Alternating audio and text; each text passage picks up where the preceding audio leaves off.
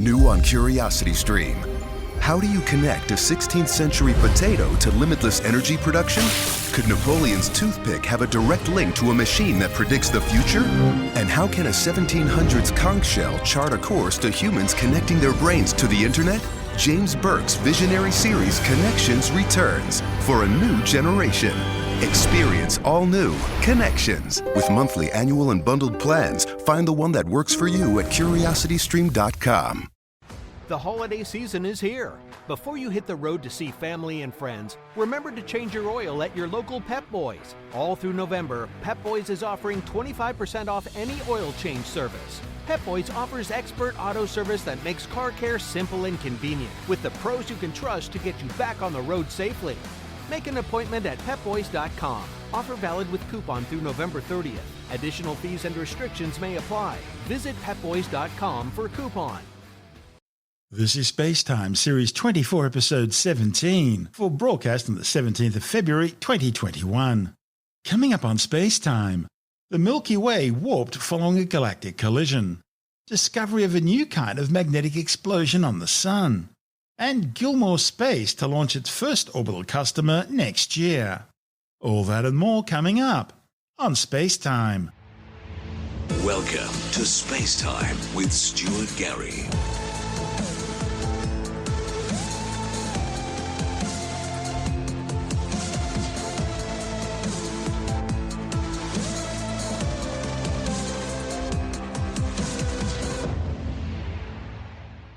A new study has confirmed what some people have long suspected. The Milky Way galaxy is warped. The findings, reported in the Astrophysical Journal, are providing scientists with the most detailed look yet at the geometry of the galaxy. Like all spiral galaxies, the Milky Way features a rotating disk of spectacular stellar arms flowing out from a central bulge of mostly ancient stars. Viewed side-on, spiral galaxies are usually thought of being incredibly flat and thin. The study's lead author Jinglong Cheng from the University of Virginia says the usual picture of a spiral galaxy is a flat disk thinner than a pancake peacefully rotating around its centre. But the reality is far more complicated. Astronomers have known for decades that many spiral galaxies actually have disks with slight twists in them, like a potato chip. In fact, these warps occur in about 50 to 70% of all spiral galaxies, including our own Milky Way. However, because the Earth's stuck deep inside the galaxy, along one of those spectacular spiral arms we talked about, astronomers know surprisingly little about the warp in the Milky Way. So instead, they're tracing out the shape of the warp by carefully studying the positions and motions of stars across the Milky Way. The authors used data from the Sloan Digital Sky Survey to obtain the most detailed ever picture of stellar motions around the area of the warp as stars start to move up and down as the warp passes. And they were able to confirm not only the location of the warp, but they also discovered that it's travelling around the galaxy once every 440 million years. Think of it a bit like a wave going around a stadium as spectators stand up and sit down again. To reach their conclusions, the authors used the high-precision apogee spectrograph on the Apache Point Observatory Galactic Evolution Experiment. Over its almost 10-year lifetime, Apogee has observed hundreds of thousands of stars in the Milky Way. The Apache spectra provides information about the chemical makeup and motions of individual stars, allowing astronomers to separate them into different groups, which in turn allows them to follow the warp separately within different groups of stars. The authors also used the European Space Agency's Gaia Space Observatory, which was launched in 2013 to measure the position, distances and motions of billions of stars.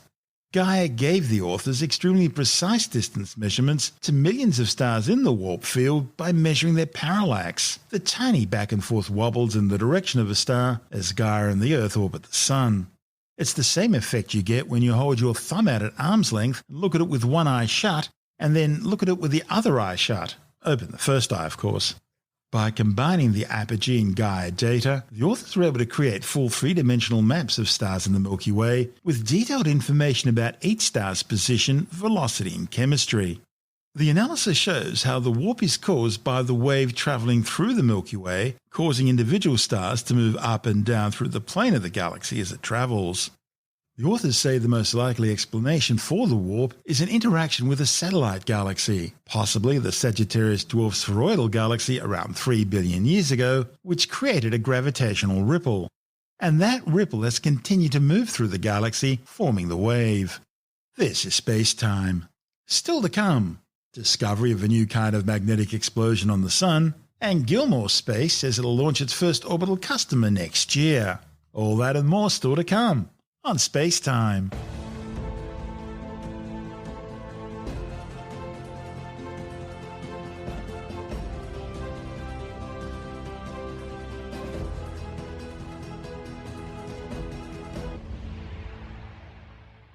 The holiday season is here.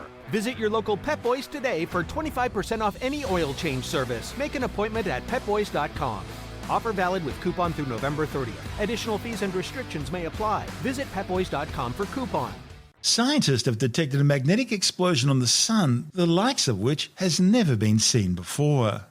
In the scorching upper regions of the Sun's atmosphere, a large loop of material called a solar prominence, which was generated by an eruption, started to fall back down onto the photosphere, the visible surface of the Sun.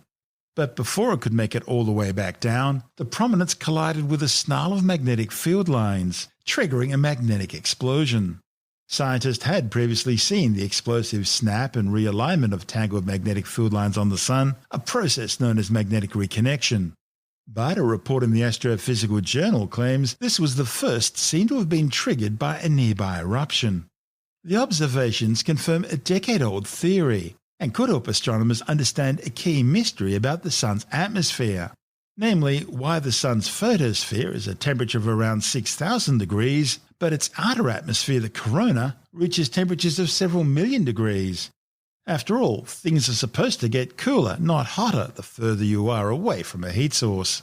The findings could also help scientists better predict space weather, and may also lead to breakthroughs in controlled fusion and lab plasma experiments here on Earth. A similar type of magnetic reconnection, known as spontaneous reconnection, has previously been observed both on the Sun and around Earth. But this new explosion-driven event, called forced reconnection, has never been seen directly, though it was first theorized 15 years ago. The previously observed spontaneous reconnection requires a region with just the right conditions in order to occur, such as having a thin sheet of ionized gas or plasma that only weakly conducts an electric current.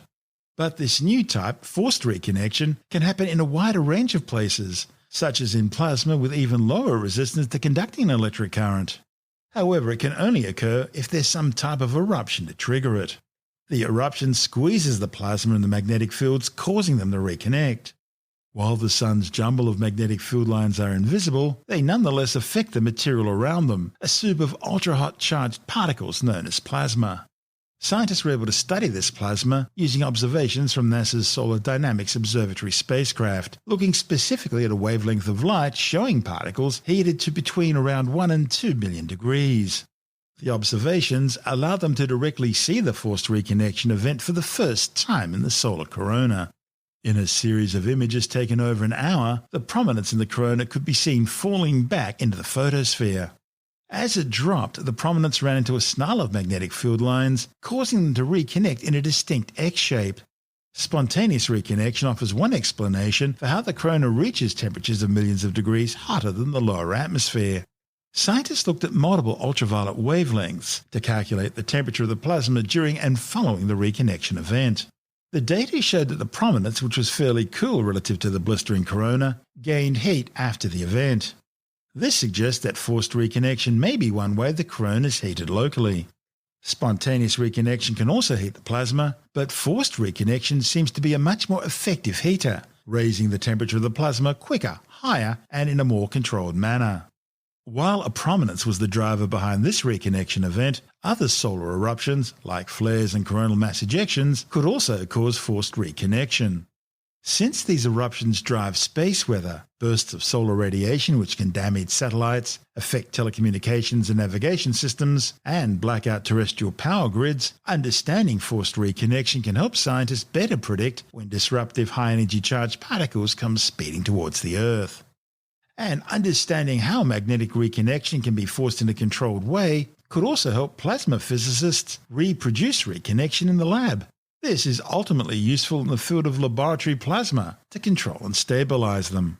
This report from NASA TV. In the scorching upper reaches of the Sun's atmosphere, the corona, scientists have just seen a new type of magnetic explosion. The explosion, known as forced or controlled magnetic reconnection, is triggered by an eruption on the Sun, which causes tangled magnetic field lines to explosively snap and realign, shooting out particles and energy.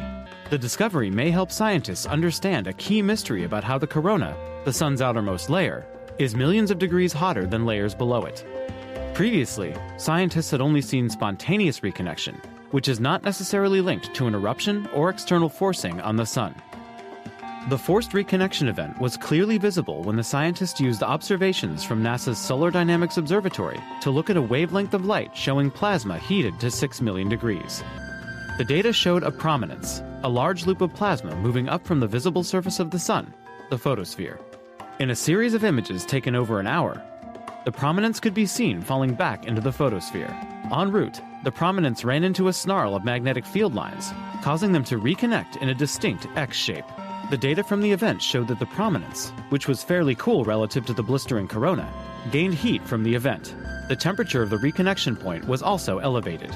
This suggests that forced reconnection might be one way the corona is heated locally. The scientists are continuing to look for more forced reconnection events.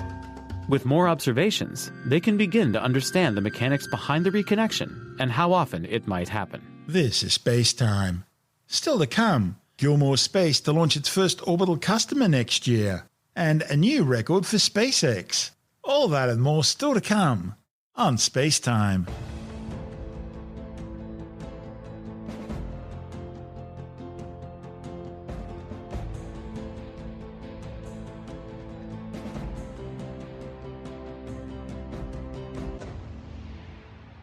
Gold Coast-based rocket company Gilmour Space Technologies has secured its first customer for the maiden flight of its new Eris orbital launch vehicle.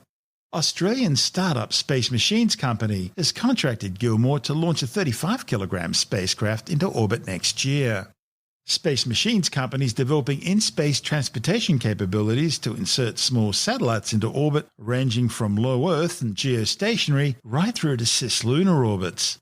Gilmour's new hybrid-fueled Eris rocket is designed to carry payloads up to 305 kilograms into low Earth orbit, 215 kilograms into 500-kilometre-high sun-synchronous orbits, or 305 kilograms into 500-kilometre-high equatorial orbits.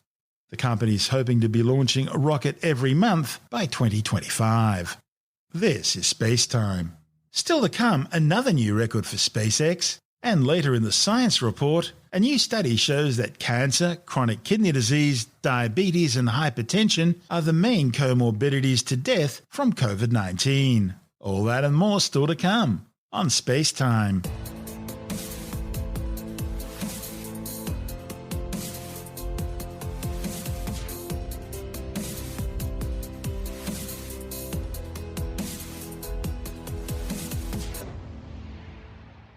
SpaceX has set another new record, launching and landing the same Falcon 9 booster 8 times. It follows last month's achievement when SpaceX launched a record 143 satellites on a single rocket. The latest mission sent another 60 Starlink broadband telecommunications satellites into orbit, bringing the total number to somewhere around 955. The mission was flown from Space Launch Complex 39A at the Cape Canaveral Space Force Station in Florida. 5, 4, 3, 2, 1, 0. Stage 1 propulsion is nominal. Falcon 9 successfully lifting off Telemetry is nominal. from Pad 39A at Kennedy Space Center, carrying our stack of Starlink satellites to orbit. And we are throttling down the vehicle, the engines, in preparation for max Q, or maximum aerodynamic pressure. This is the largest structural load that the vehicle sees on ascent, so slowing down the vehicle helps us pass through the short period. Max Q. And there's that call out that we've passed through max Q.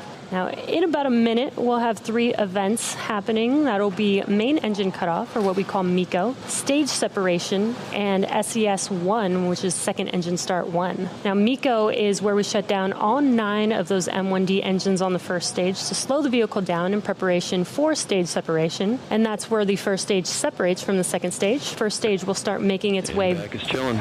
First stage will start making its way back to Earth for landing, while second stage continues on its journey with the third event, which is SES-1, or second engine start 1. And that's where we light up the MVAC engine, and it propels the second stage along with the Starlink satellites to orbit. We're just about 15 seconds away from those 3 events: MECO, stage separation, and SES-1. And MECO. Stage separation confirmed. And ignition. And throttle up. We're waiting on fairing deploy coming up here shortly. Fairing separation confirmed. And with that stage separation, that confirms the 8th successful flight for this Falcon 9 booster on ascent. So very exciting. And as a reminder, we will be attempting to recover the fairing halves today with our recovery ships Mystery and Mischief. The satellites were successfully deployed an hour and 4 minutes after launch. Meanwhile, SpaceX also received clearance from America's Federal Communications Commission to launch 10 Starlink satellites into polar orbits for the first time. The company plans to eventually have some 520 Starlinks in sun-synchronous polar orbits. This is SpaceTime.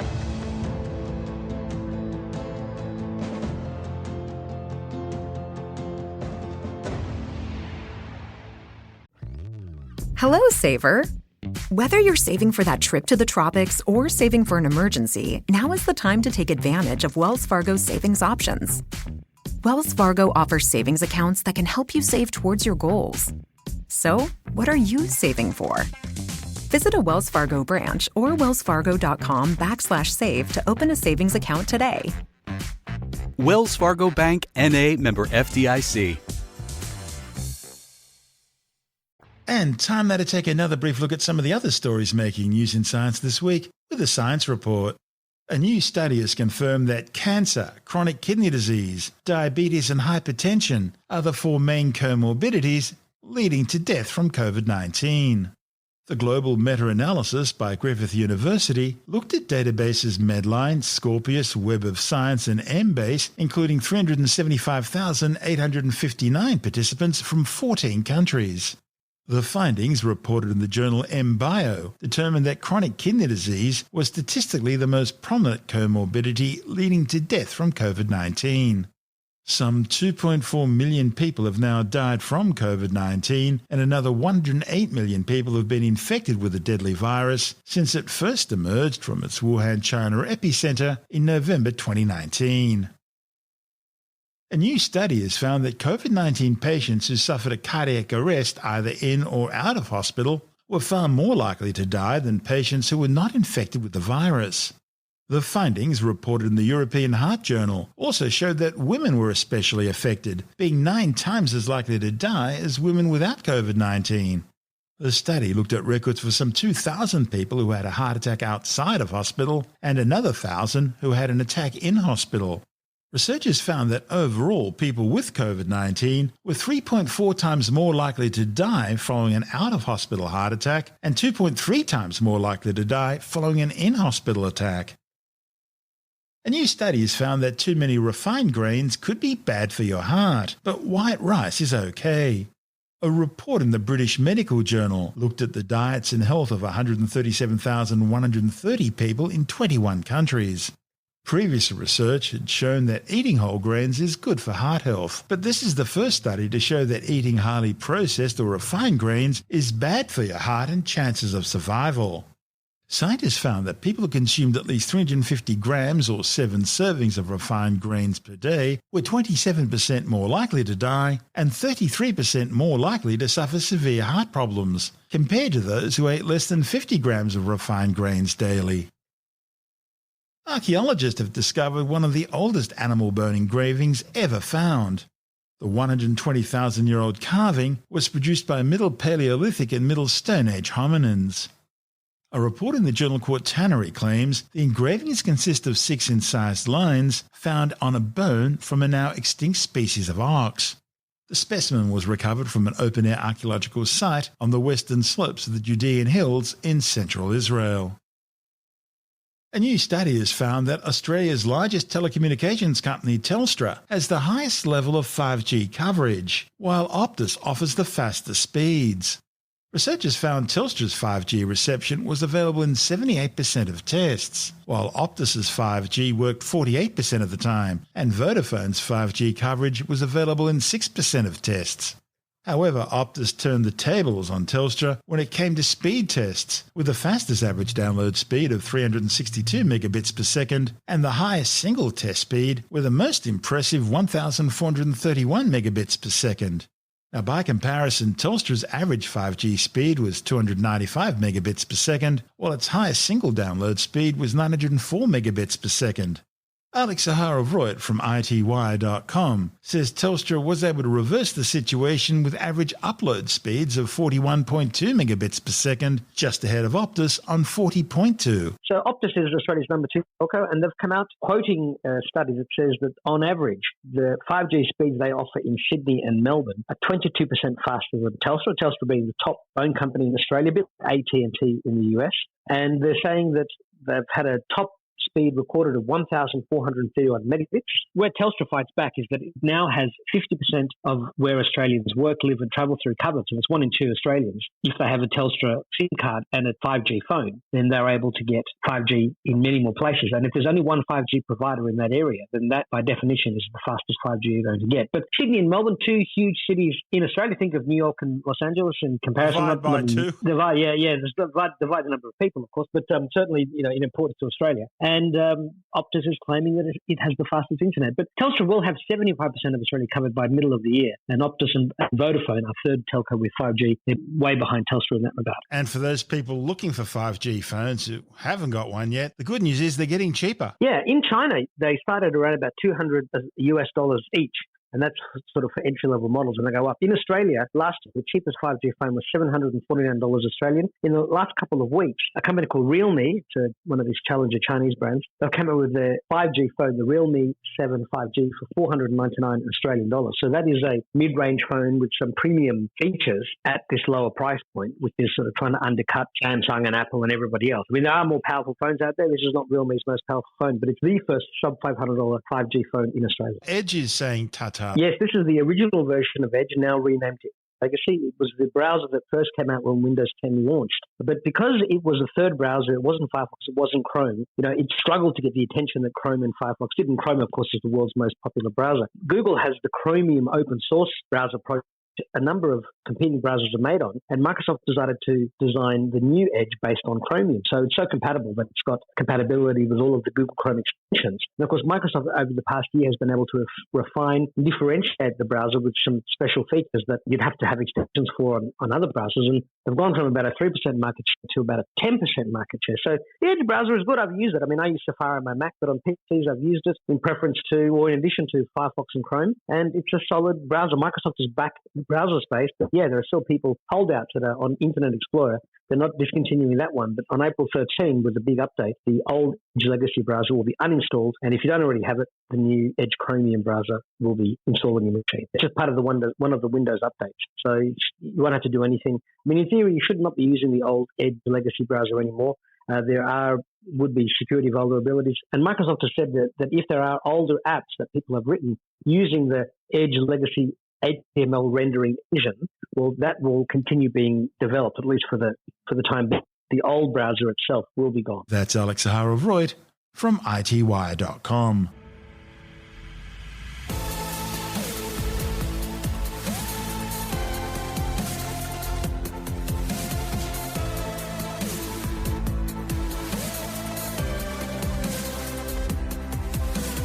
And that's the show for now.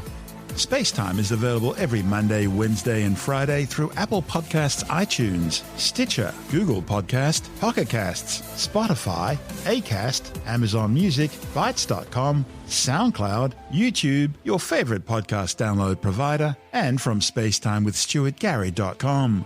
SpaceTime's also broadcast through the National Science Foundation on Science Zone Radio and on both iHeartRadio and TuneIn Radio. And you can help to support our show by visiting the SpaceTime store for a range of promotional merchandising goodies. Or by becoming a SpaceTime patron, which gives you access to triple episode commercial-free versions of the show, as well as lots of bonus audio content which doesn't go to air, access to our exclusive Facebook group, and other rewards. Just go to spacetimewithstuartgary.com for full details. And if you want more SpaceTime, please check out our blog, where you'll find all the stuff we couldn't fit in the show, as well as heaps of images, news stories, loads of videos, and things on the web I find interesting or amusing. Just go to spacetimewithstuartgary.tumblr.com. That's all one word, and that's Tumblr without the E. You can also follow us through @StuartGary on Twitter, @SpaceTimeWithStuartGary on Instagram, through our SpaceTime YouTube channel, and on Facebook, just go to facebook.com/SpaceTime with Stuart Gary. And SpaceTime is brought to you in collaboration with Australian Sky and Telescope magazine, your window on the universe. You've been listening to SpaceTime with Stuart Gary. This has been another quality podcast production from Bytes.com. Wells Fargo presents one of the surest ways to grow your money. A Wells Fargo CD account, where you can earn a 5.00% annual percentage yield on an 11-month term with a minimum opening deposit of $5,000. Visit a Wells Fargo branch or wellsfargo.com/CD rates to open a CD account and start growing your savings with us. Wells Fargo Bank, N.A., member FDIC. Hello, saver. Whether you're saving for that trip to the tropics or saving for an emergency, now is the time to take advantage of Wells Fargo's savings options. Wells Fargo offers savings accounts that can help you save towards your goals. So, what are you saving for? Visit a Wells Fargo branch or wellsfargo.com/save to open a savings account today. Wells Fargo Bank, N.A., member FDIC.